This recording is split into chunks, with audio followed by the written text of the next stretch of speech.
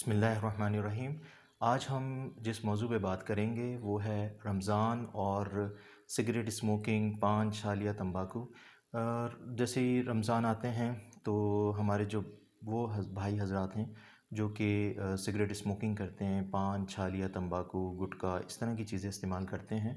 تو وہ رمضان کے پورے روزے کے درمیان میں ان چیزوں کو ترک کر دیتے ہیں، اور جیسے ہی افطار کرتے ہیں تو سگریٹ اسموکنگ یا پان، چھال یا جو بھی وہ استعمال کرتے ہیں تو وہ دوبارہ سے شروع کر دیتے ہیں۔ یہ ایک اچھا موقع ہے جس میں وہ ان تمام چیزوں سے بچ سکتے ہیں، اگر کیونکہ وہ دیکھیں نا کہ وہ کتنے اسٹرانگ ہیں کہ اس روزے کے درمیان میں تقریباً 14 سے 16 گھنٹے کا جو وقفہ ہے، اس میں وہ ان تمام چیزوں کو چھوڑ دیتے ہیں۔ نقصانات کی میں اس لیے بات نہیں کروں گا کیونکہ یہ تمام حضرات جو یہ چیزیں استعمال کرتے ہیں وہ ان تمام نقصانات سے واقف ہوتے ہیں، لیکن جو ہے وہ پھر بھی نہیں چھوڑتے ہیں۔ اس میں وہ فیملی حضرات جو سن رہے ہیں، جس میں ان کے بچے اگر سن رہے ہیں یا ان کی وائف یہ بات سن رہی ہیں، تو اگر وہ ان سے محبت کرتے ہیں اپنے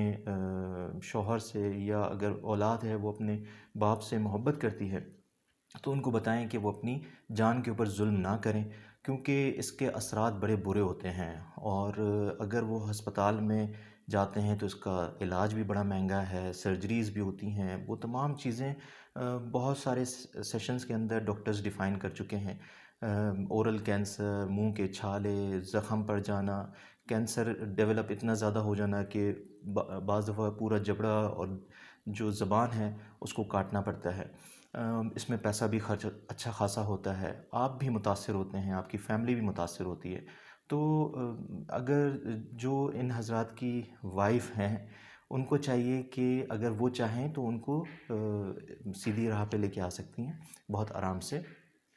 اور جو بچے ہیں وہ بھی اپنے والد کو جو ہے اگر کاؤنسل کریں، سمجھائیں کہ ان کی جان کتنی قیمتی ہے ان کے حوالے سے، تو وہ ان تمام چیزوں سے بچ سکتے ہیں۔ اور آپ دیکھیں نا رمضان کے پورے روزے کے دوران وہ ان چیزوں کو چھوڑا ہوا ہوتا ہے انہوں نے، اور جیسے ہی افطار کا ٹائم آتا ہے، افطاری کرتے کے ساتھ ہی وہ سگریٹ اسموکنگ کر رہے ہوتے ہیں یا پان چھالیاں کھانے والے وہ فوراً منہ میں ڈال لیتے ہیں، جس کی وجہ سے ایک تو ویسی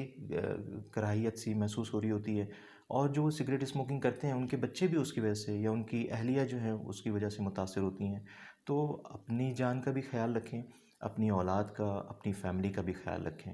امید ہے کہ آپ کو اس ویڈیو سے فائدہ ہوگا اور زندگی میں انشاءاللہ بہتری آئے گی۔ اللہ تعالیٰ تو ہم سے بہت پیار کرتے ہیں، تبھی اللہ تعالیٰ نے اپنی رحمت سے ہمیں رمضان المبارک کا مہینہ دیا، جس میں حلال چیزیں بھی ہم اللہ کے حکم کے مطابق کھاتے ہیں، سحری میں اور افطار میں، بیچ میں ہم وہ حلال چیزیں نہیں کھاتے ہیں کیونکہ اللہ کا حکم ہے۔ تو اسی طرح اللہ نے جو نعمتیں ہمیں دی ہیں ان نعمتوں کا استعمال کریں، ایسی